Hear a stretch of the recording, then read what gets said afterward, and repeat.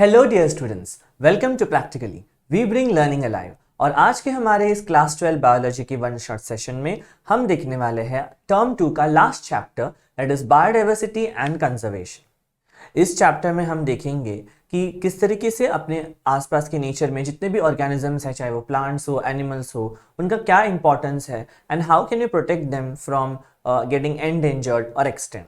तो जैसे कि हम जानते हैं कि ये लास्ट चैप्टर है इस एंटायर सीरीज में।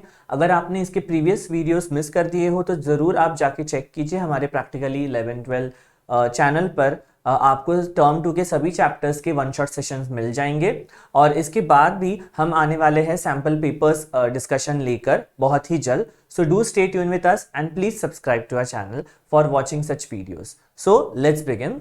सबसे पहले हम जानते हैं what is this term biodiversity. This term has come from the contraction of the word biological diversity. उसको हम शॉर्ट में कंबाइन करके लिख सकते हैं biodiversity. Very simple. And Edward O.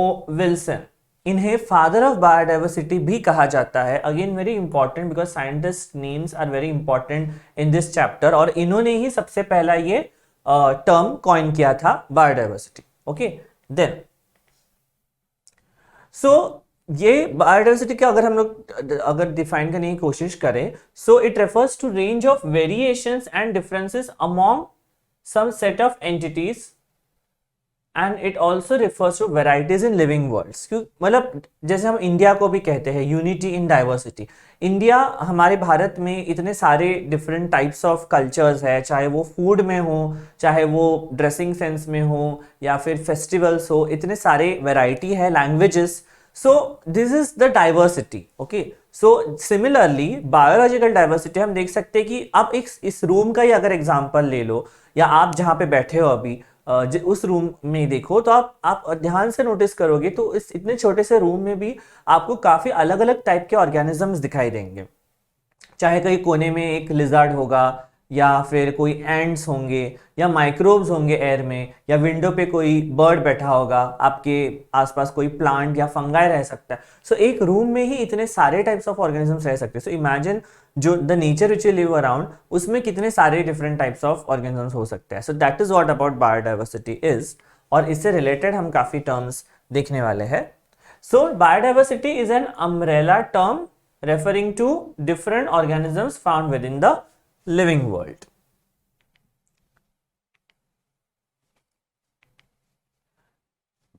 और अर्थ पे ये जो बायोडाइवर्सिटी है ये एग्जिस्ट करता है 3 डिफरेंट लेवल्स पे, जैसे कि आप देख सकते हैं यहाँ पे। First is genetic diversity. So genetic diversity is what basically like for example एक ऑर्गेनिज्म हो, उसमें भी सब स्पीशीज होते हैं, तो उसमें जो डिफरेंसेस आते हैं that is because of the difference in the genetic structure.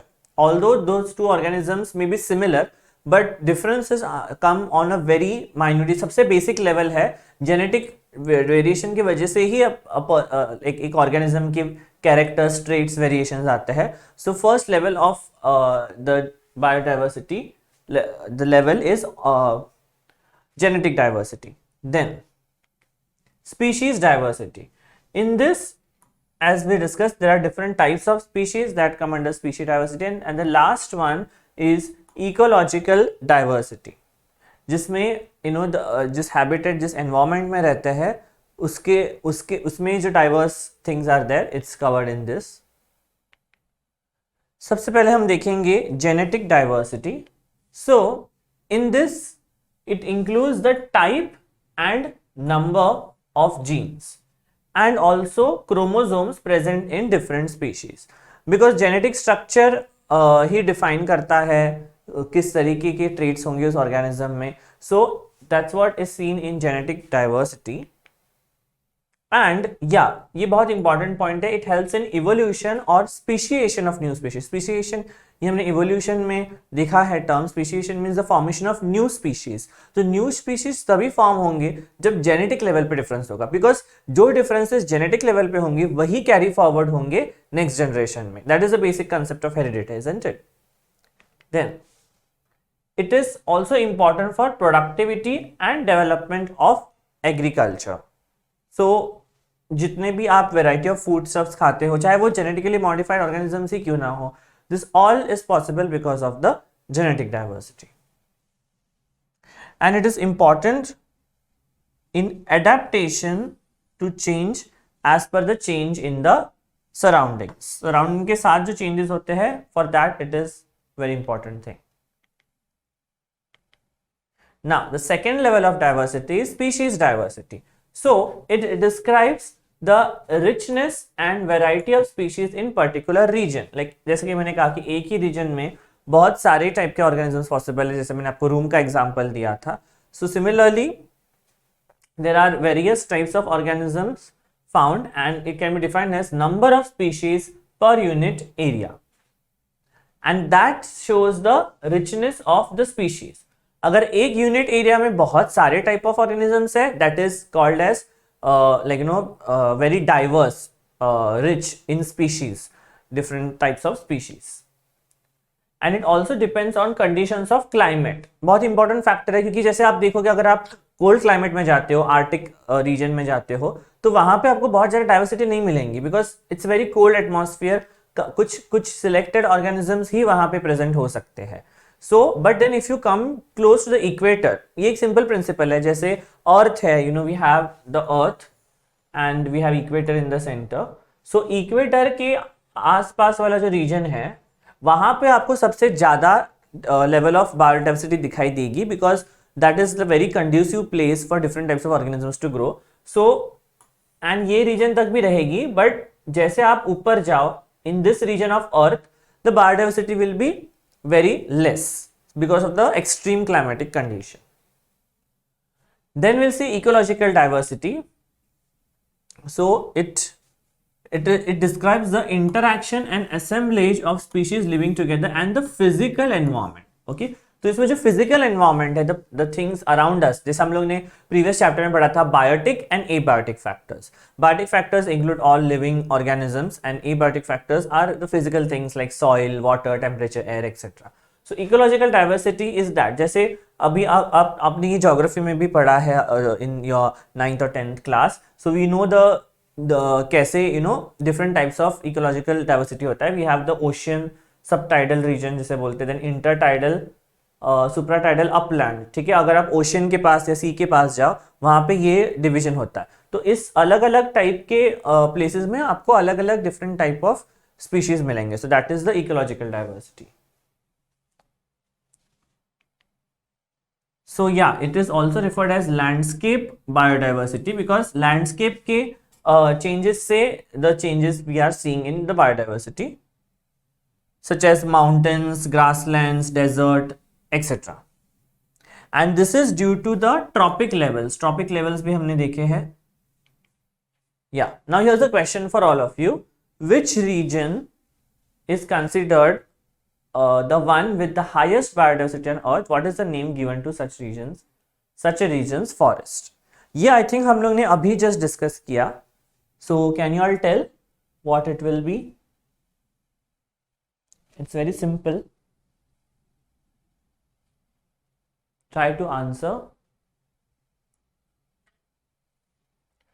If you know the right answer, you can comment in the chat box, या फिर आप comment section में वीडियो के नीचे comment कर सकते हैं. Not just answer, but even any doubt if you have.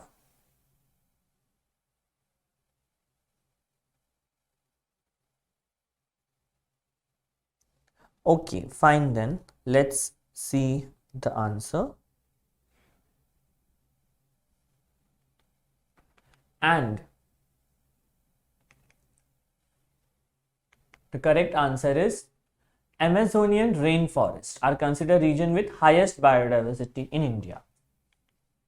And जैसे कि हम जानते हैं, Amazon rainforests are also called as lungs of the planet, because वहाँ पे बहुत ज़्यादा amount of biodiversity is found. जैसे मैंने बोला, Amazon forests are also present around near the equator. That is the place जहाँ पे सबसे ज़्यादा tropical region में biodiversity पाई जाती है. Now let's discuss about biodiversity in India.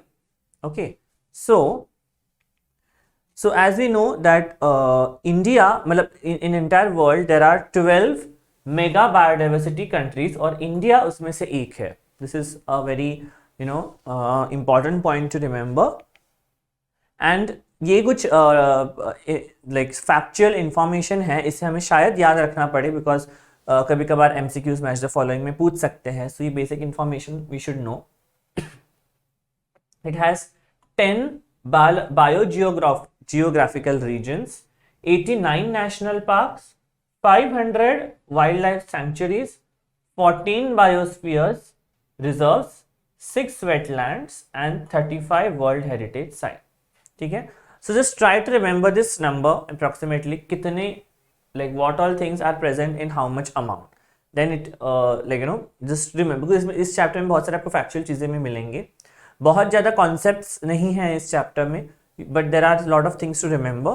So make sure you read it, write it to remember it well. And there are around 45,000 species of plants and about 90 to 1 lakh species of animals. It's a really huge number. Although India has only 2.4% of world's land area, because India is not that big country in lands के terms में, its share to global species diversity is around 8.1%. So that's a very huge contribution. So because in India you will see variety of climates, okay, जैसे अर्थ पे ही होता है variety वैसे, like if you go down there is tropical region, equator के पास है. As you go up there is also cold region, snowy region in the Himalayan part, and throughout the country there are variety of different species found everywhere. Now patterns of biodiversity, latitudinal gradients. Okay, so again coming to geography हमने पढ़ा था longitudes and latitudes. So latitudinal gradient कैसे होता है? So yeah, as you know, diversity is not uniform, okay, but it is a uneven distribution. So latitudinal pattern पाया जाता है, longitudinal क्यों नहीं पाया जाता? Because longitudinal wise Earth rotates, it receives the sun's energy from all the side, but latitude wise में difference होता है because हमें पता है कि equator passes on from here and then equator के पास there is more heat and as you go to the corners it is more of the cold climate.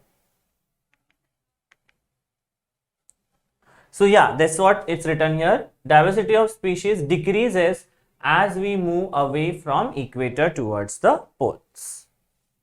Therefore tropic harbor has more species compared to polar or temperate areas. Okay. Now here's one more question. What are hotspots? ये वो hotspot नहीं है जो हम use करते हैं wifi through and this thing. This is something different. Other आप बोल सकते हो कि ये टर्म भी वहीं से आया है, but hotspots is a very old term. So what are hotspots? Any answer, any guesses?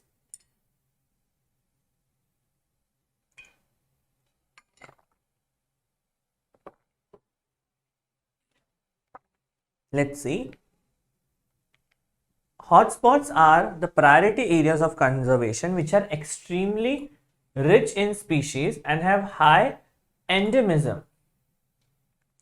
मतलब जहाँ पे endemism is like जहाँ पे वो जो species है वो एक ही region में located रहता है, वो आपको बाकी regions में नहीं पाए जाएंगे, एक particular locality में ही पाए जाएंगे. endemic species जिसे हम कहते हैं. And they are also under constant threat of extinction. Okay, those are called as hotspots. मतलब काफी important aspects also called as priority areas. तो जैसे आप देख सकते हैं यहाँ पे जो रेड कलर में जो आपको दिख रहे हैं regions, those are biodiversity hotspot. So in the entire world बहुत सारे biodiversity hotspots है. और इंडिया में अगर आप देखोगे तो इंडिया में यहाँ पे आप देख सकते हो ये जो रीजन है this is of Western Ghats कहते हैं इन्हें, Western Ghats. And then obviously Sri Lanka का entire region is biodiversity hotspot, Western Ghats. And ऊपर if you go towards the Nepal, the Himalayan region, this region ये आता है like connected to India, the hotspots. Now एक बहुत ही इंपॉर्टेंट कॉन्सेप्ट है related to species and area, that is called a species area relationship. And what's that? Let's see. So, जैसे कि हम जानते हैं कि अलग अलग एरिया में अलग अलग टाइप ऑफ डाइवर्सिटी होता है, because different types of plants and animals are found, and the relationship between the species richness and area for a wide variety of taxon. If you remember, हम लोग ने biology 11th में first chapter में पढ़ा था the different hierarchies which are present. So angiosperms, plants, birds, bats, etc. turns out to be a rectangular hyperbola. मतलब अगर आप ग्राफ प्लॉट करो, area on X axis and species richness on Y axis, so जैसे area बढ़ता है वैसे species richness भी बढ़ेगा. Isn't it? It's a basic logic. जितना ज़्यादा एरिया उतना ज़्यादा डिफरेंट टाइप्स ऑफ स्पीशीज है. पर ये कैसे बढ़ता है? It grows like at a very high rate initially. जैसे एरिया बढ़ेगा स्पीशीज रिचनेस काफ़ी बढ़ते जाता है, but then the growth like the graph is turning like this. यहाँ पे आके स्टेबल हो जा रहा है, स्टैग्नेंट हो जा रहा है. Slowly the graph curves down. इसका मतलब एक पॉइंट के बाद अगर आप कितना भी एरिया इंक्रीज करो, स्पीशीज रिचनेस नहीं बढ़ने वाला, वो लिमिटेड होता है. It can't go beyond a level. कितना भी एरिया बढ़ जाए स्पीशीज वो कांस्टेंट रहेगा. सो इसको हम लोग एक if we term on plotted on a log scale, तो we get this equation. Okay, and this is equation as per the hyperbola. Let's see what are the terms. That is log s is log c plus z log a. What does it mean? ये हर एक term क्या point out करता है? S is species richness. Species richness हम लोगों ने पहले भी डिफाइन किया था. The number of types of species in a unit area. A is the area over here.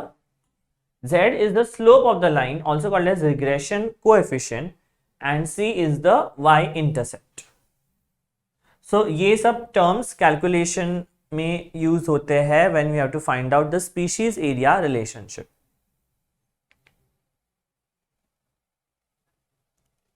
And ecologists have discovered that the value of Z lies in the range of 0.1 to 0.2 regardless of the taxonomic group. चाहे कोई भी हो, हमेशा Z will lie between 0.1 to 0.2. So do remember this fact as well.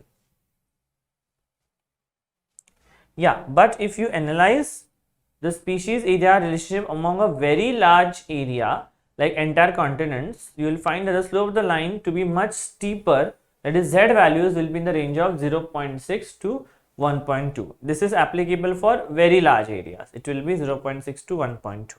Okay, this is just a mathematical interpretation of the species area relationship.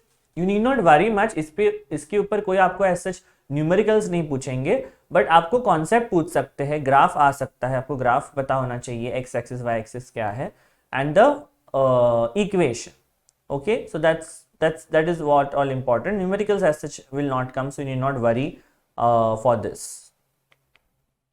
Next we'll see importance of biodiversity.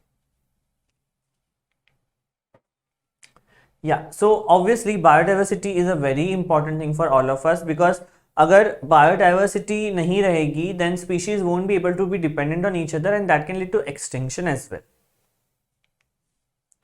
So it allows the organisms to adapt according to the environment and provide wider range of material and food for survival, isn't it?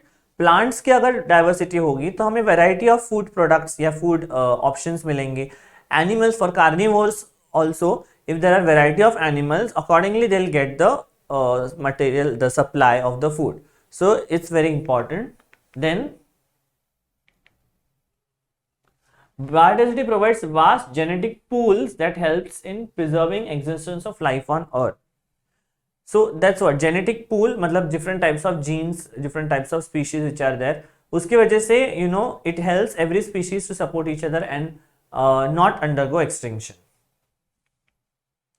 So importance continuing. So rainforest जो है, rainforest again is a type of the biogeographical area where there is heavy rainfall and you find variety of species, is around 50% of the entire world. And animal and plant species and biodiversity of forest helps in regulating weather pattern of earth, because जैसे हम जानते हैं trees काफ़ी important role play करते हैं to regulate the climate, temperature, weather in general. So rainforests are like lungs of earth जिसे बोलते हैं, वो रिप्लेनिश करते हैं, ऑक्सीजन अमाउंट बढ़ाते हैं, सो फॉर वेदर क्लाइमेट में भी काफ़ी कंट्रीब्यूट करता है biodiversity. It also prevents erosion and drought, soil erosion होना प्रिवेंट करता है, ड्रॉट अकाल पड़ना की चांसेस कम हो जाते हैं अगर there is a good amount of biodiversity, and it also helps in determining the reproductive season of different animals as well as growth cycle of plants. Now here is an interesting concept called as Rivett-Popper hypothesis. This was given by a scientist called Paul Ehrlich. Again, name is very important. What does it say? It says उन्होंने क्या किया, एक airplane का example लिया ना. All of us have seen airplane, तो हम लोग ने देखा है, बेसिक स्ट्रक्चर भी नो एयरप्लेन का क्या होता है. तो उन्होंने एयरप्लेन का एग्जाम्पल लिया ये चीज को उनका पॉइंट रखने के लिए, that in an airplane, so airplane को उन्होंने कंपेयर किया एक इकोसिस्टम से. This entire airplane is like a ecosystem, and इसके जो अलग अलग पार्ट्स है, लाइक एयरप्लेन में आप देख सकते हो there is a door and there is the entire wing, okay, then there is this turbojet, काफी सारे पार्ट्स है प्लेन के. They are joined together using thousands of rivets. Rivets मतलब you know it's like the screws, the big screws जिससे आप connect करते हो, two metal pieces को कनेक्ट करते हो, those are rivets. So rivets को इन्होंने कंपेयर किया है स्पीशीज से. सो ये पूरा प्लेन बांध के रखा है रिवेट्स ने, जो स्क्रूज है, and so indirectly they want to say कि ये पूरा इकोसिस्टम बांध के रखा है डिफरेंट टाइप्स ऑफ स्पीशीज ने. एंड सपोज अब ये प्लेन चल पड़ा, ठीक है, और हर एक पैसेंजर जो है ये अगर स्टार्ट्स पॉपिंग अ रिवेट, मतलब वहां पे सारे रिवेट्स लगे हुए हैं पूरे प्लेन में, अगर हर एक पैसेंजर वो एक रिवेट निकाल के खुद के साथ लेके जाए, ठीक है, तो क्या होगा आगे. ऑब्वियसली आप ही इमेजिन करो, अगर हम लोग रिवेट्स निकालते रहेंगे तो प्लेन के जो पार्ट्स हैं वो साथ में नहीं रहेंगे, वो टूट के बिखरने लगेंगे, right. That's what will happen. So if they take the rivets home, causing species to become extinct. यहाँ पे रिवेट को निकाल के लेके जाना का मतलब क्या है, वो स्पीशीज एक्सटिंक्ट हो जाना. तो वो अगर हो जाता है तो it will affect the flight safety. Flight की सेफ्टी अफेक्ट होगी, तो इनडायरेक्टली अगर आप स्पीशीज एक्सटिंक्ट होते हैं तो पूरा इकोसिस्टम अफेक्ट हो जाएगा. That is what he means to say. And as more and more rivets are removed, plane becomes dangerously weak over a period of time. बहुत सारे रिवेट्स निकालेंगे तो प्लेन वहीं पे टूट के गिर जाएगा. तो the entire ecosystem will be damage if the species gate extinct. So that is what is Rivett-Popper hypothesis given by Paul Ehrlich to explain the importance of biodiversity. Okay. हाँ, एक और पॉइंट है, rivet is removed may also be critical because loss of rivets wings key species that drive major ecosystem is more serious threat to flight safety than loss of few rivets on seeds. Again, rivets भी बहुत जगह पे present है. अगर आप seed में से rivet निकालेंगे तो सीड निकल के पड़ेगी, पर सीड तो एट द एंड, सीड का निकलना और पूरे विंग का निकल जाना, इसमें डिफरेंस तो है, राइट. विंग ही निकल गया तो प्लेन बहुत ही ज्यादा मतलब उड़ ही नहीं पाएगा. उसके अंदर का अगर सीट निकल गया या विंडो निकल गया, at least the plane can fly. So there are key species which are compared to the wings. वो अगर एक्सटेंट हो गए तो प्लेन बहुत ही जल्दी क्रैश हो जाएगा. Okay, so this was the rivet popper hypothesis. Now role of biodiversity, how does biodiversity help us. Importance देख लिया, हम एक्चुअल रोल देखते हैं. सो बायोडाइवर्सिटी इन फूड, सो जैसे हम लोगों ने पहले देखा था कि different varieties of food come from biodiversity. Around 80% of food supplies comes from 20 kinds of plants, but we use 40,000 species for clothing, food and shelter, तीनों चीज के लिए. So much we are dependent upon the biodiversity. Human health is also connected because अलग अलग plant से हमें काफी सारी ड्रग्स एंड मेडिकल रिसोर्सेज मिलते हैं. जितने भी आप देखते हो काफी सारे we have got from the natural sources, और या फिर उसको इंटरप्रेट करके बनाया गया है. देन इंडस्ट्रीज में भी जितने भी मटेरियल्स होते हैं, सबका जो रॉ मटेरियल है we are going to get it from nature only, isn't it, from some और the other organism. And then culture, obviously biodiversity plays a very important role in culture. Like you know, आप sightseeing के लिए जाते हो या फिर there is painting, there is arts, music, ये सब इंस्पायर होता है because of the different atmosphere, different types of species, animal you see around. So अपने कल्चर में भी काफी डीप रूटेड है biodiversity. That is the role of biodiversity. Here's a question. Define cryopreservation and why is it useful in conserving biodiversity? क्या आप लोगों ने सुना है ये टर्म पहले, cryopreservation? If not, it's very easy to understand. अगर आप ये वर्ड को ब्रेकअप करो, आप इजीली समझ जाओगे कि ये वर्ड क्या है.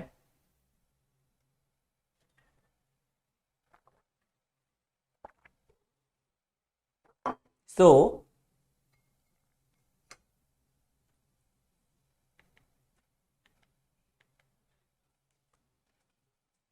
cryopreservation is nothing but techniques used for storage of material at an ultra low temperature.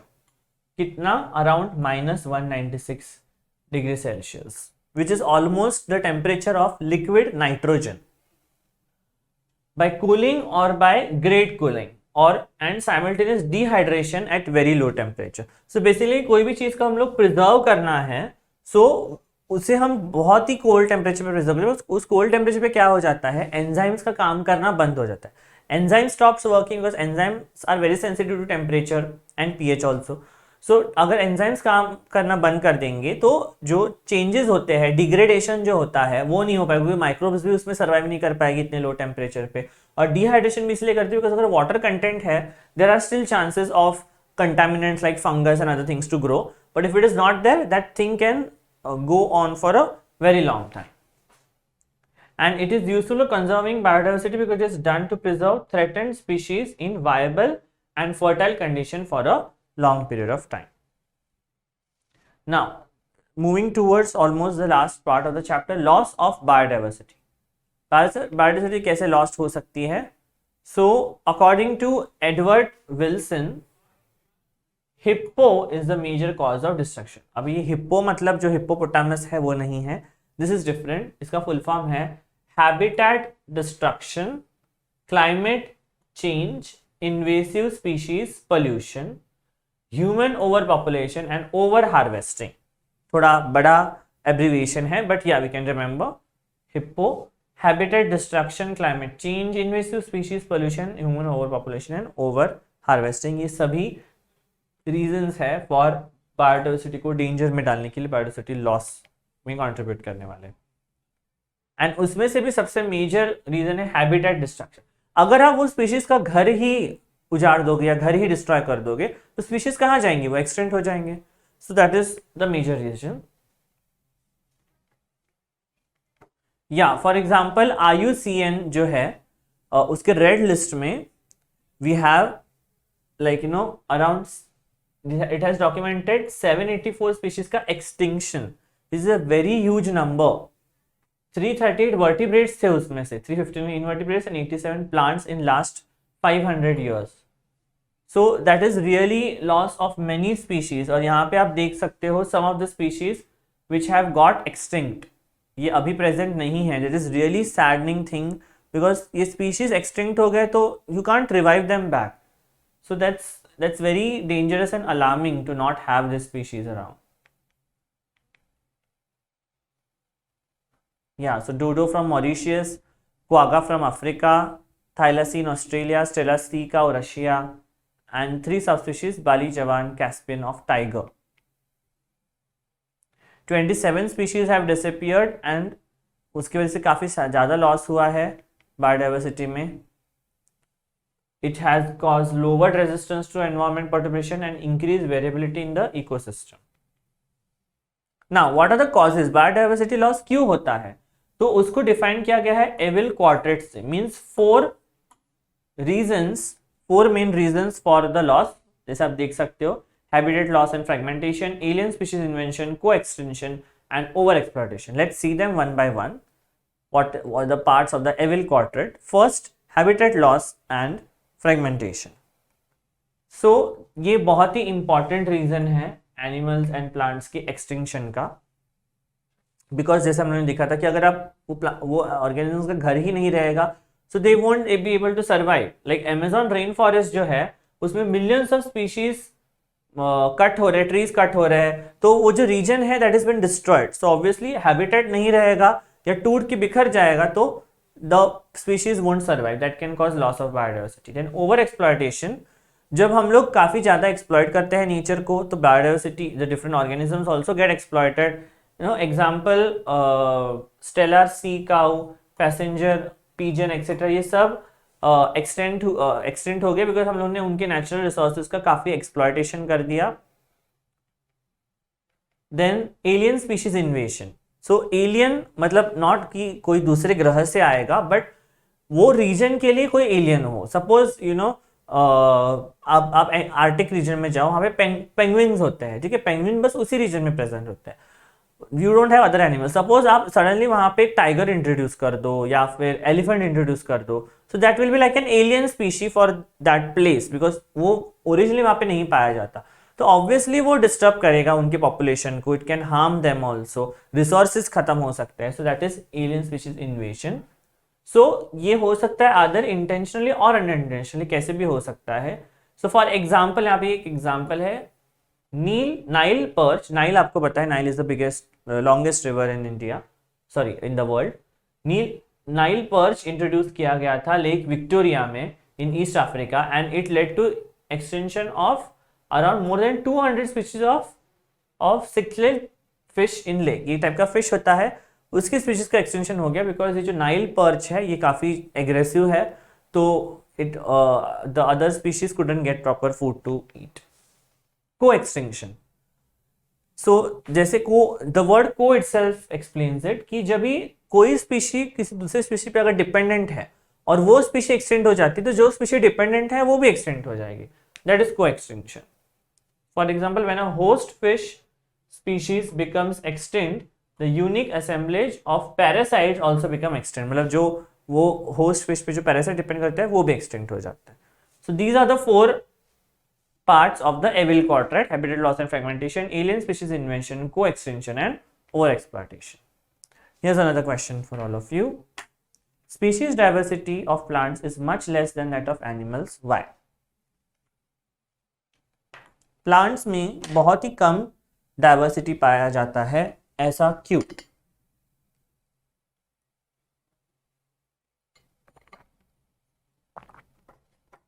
Anyone has any answer for this?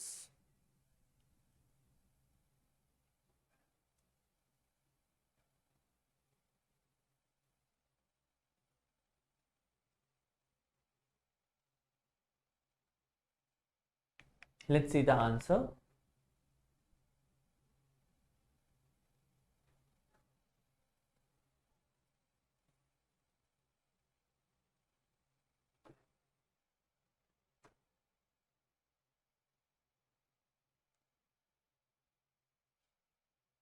So because बहुत सारे reasons है. Because animals में we have nervous system that controls and coordinates various activities of animals which is not present in plants, and they also possess special receptors to receive the environmental stimuli, और जो plants में present नहीं है. इसलिए plants are more prone to get what we say affected because of the environmental changes, because plants can't run away and go अगर कुछ changes होते हैं आसपास के environment, but animals can. Animals are more flexible rather, so that's why there are more species of animals than plants. So plant diversity is less compared to animals. Now so अभी हमने देखा importance of biodiversity कैसे loss होता है वो भी देखा. So now it's very important for to conserve, to protect the biodiversity. ये कैसे किया जाता है? तो यहाँ पे आप चार्ट देख सकते हैं. There are 2 ways to do that. One is in situ and one is ex situ. So in situ, let's see one by one. So 3 main objectives are there: to preserve the species diversity, make sustainable utilization of species and ecosystem, and maintain important ecological process and life supporting system. तो in situ preservation में we have protected areas like national parks, biosphere reserve, sanctuary, terrestrial और marine, it can be either. So in situ मतलब उसी same atmosphere में उनको कैसे हम protect कर सकते हैं without changing the habitat. वो natural habitat में ही हम उनको protect करते हैं, that is in situ. And ex situ means apart from the natural habitat. So it can be seed bank, plants के seed हम अलग से collect करके we can preserve, और cryopreservation जो हमने देखा, field gene bank, then sacred plant, home garden. This is again not their natural habitat, but it is created, man-made. Arboretra, botanical garden, zoological park, aquaria, ये सब man-made places है जिसे हम लोग उस species को रख के we can preserve them. So these are the two like major ways of preserving the biodiversity. And why should we conserve biodiversity? Well, biodiversity has lot of benefits. उसमें से कुछ हम लोगों ने already देखे हैं. They provide biological resources, ecosystem services, social and spiritual benefits. It's very much connected to our lives also. And yeah, so बहुत सारे products हमें मिलते हैं from nature, and all these are obtained from different varieties of the plants or biodiversity. For example हम लोग aspirin जैसे medicine पे भी प्लांट्स पे डिपेंडेंट है, और बहुत सारे मेडिकल चीज़ के like malaria is also produce from the medicine from cinchona tree. So like that there are lot of benefits for us only from the our nature around us. So that's why biodiversity conservation is very important. Social and spiritual benefits is also there. जैसे मैंने बोला biodiversity plays a very important role in cultural development as well, and जो different habitats है, you know, that provides uniqueness of that place. And then ecosystem services, so the services which support the human life. For example, decomposition of waste, pollination, renewal of soil, etc. ये सब बहुत important है for mankind, जो biodiversity carry out करता है. So what are the strategies for conservation of biodiversity? So yeah, first is like we need to focus on conservation of all types of the species, not just one particular thing, but everything including plants, animals, etc. Perseverance process needs to be prioritized. Species need to be identified and safeguarded. So yeah, so this is what you can a basic thing given over here, that how we can protect, we can inspire, transform and catalyze this entire process. What is so special about tropics that might account from their greater biological diversity? जैसे हमने पहले देखा था, tropical region में there is more amount of biodiversity, variety of plants and animals are found. That is because, so speciation is a function of time. Okay, unlike temperate region, जहाँ पे temperate region, you know, there are different different region, tropical region, then there is temperate region above that. So temperate region में frequent glaciations होते थे past में, like if you go back in the history. So but then tropical latitude remained relatively undisturbed for millions of years. मतलब equator के around का जो reason था वो सिमिलर था, लेकिन in the poles and other places वहाँ पे ice age हुआ बीच में, then there was, you know, lot of changes which were happening. Because of that there was quite of, like, you know, diversification has come because of that. Also tropical environments are less seasonal, more constant and predictable. So because they are constant, there more number of species can thrive and survive. And also more solar energy is available, and sun is the only source of energy on the earth. So sun energy जहाँ पे ज़्यादा available होगा वहाँ पे ज़्यादा higher productivity होगा, which will lead to greater diversity. So this is the reason why tropical areas are more diverse.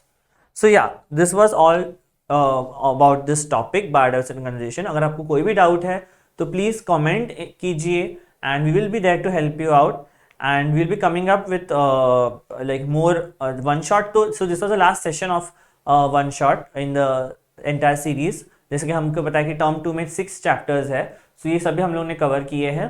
So prepare well for that. And ये सब अगर आपको मटेरियल चाहिए है तो उसके लिए आपको प्रैक्टिकली ऐप डाउनलोड करना पड़ेगा. वहाँ पे जाके आप एनरोल करेंगे क्लास 12 में, वहाँ पे आपको ये सब मटेरियल मिलेगा जहाँ पे ये कंटेंट है. एंड हम सैम्पल पेपर डिस्कशन भी लेके आएंगे जैसे आपके एग्जाम्स पास में आएंगे. तो stay tune with us and thank you very much for watching. Bring learning alive practically.